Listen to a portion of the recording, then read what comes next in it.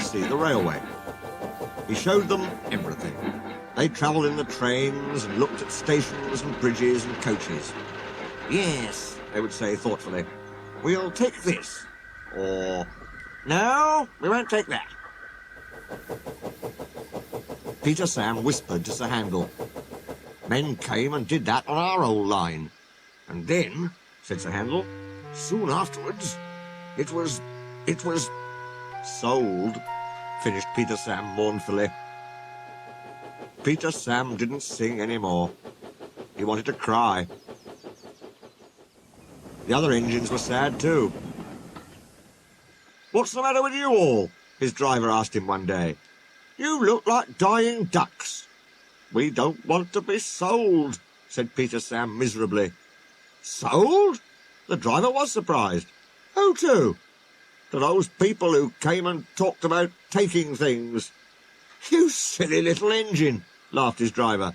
They're not going to buy us. They're going to take our pictures on television. And he tried to explain what that meant. Not going to be sold, not going to be sold, sang Peter Sam. He could hardly wait to tell the others. He told them about the television as well, and they were pleased and excited too. All except Sir Handel. I don't hold with it, he grumbled. Vulgar, I call it. Fancy tripsing about making an exhibition of yourselves. I won't do it, I tell you. Silly something indeed. Just let the thin controller come here. I'll tell him something. Skarloey said nothing. He just winked at Peter Sam. But next day, when the thin controller did come to explain about the television, Sir Handel kept strangely quiet. Now, said the thin controller at last, I want every engine to take part. I don't feel well, quavered Sir Handel. You poor engine, said the thin controller gravely. You can stay in the shed. Sir Handel smiled broadly. And your driver and fireman shall take you to pieces. That will make a very interesting picture. Just what we need. Sir Handel's feelings were beyond words. That's that, said the thin controller. Now, Duncan shall have a goods train, while Rusty, with Mr. Hugh and the men, can show how we mend the line. Please, sir. What about me, sir? Asked Peter Sam anxiously. The thin controller smiled. You, Peter Sam, shall pull the special television train.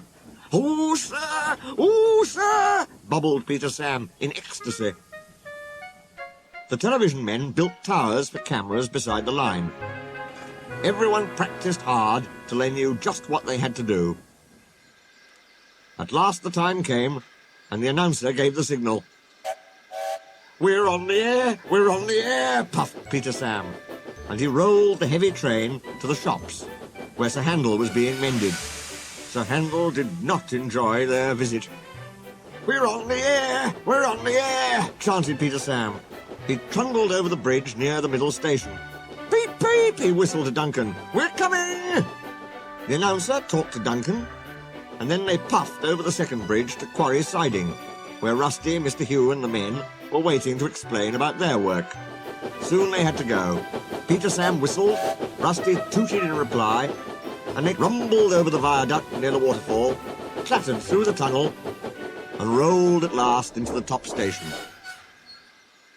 We arranged for television, he said, to let everyone see our little old engine. We are proud of him.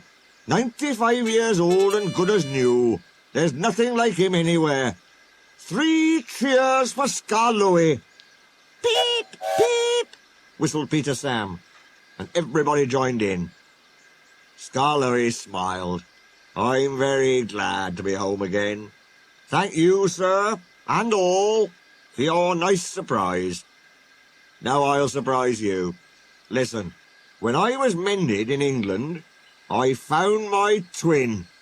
The owner stared. Is there really another engine like you?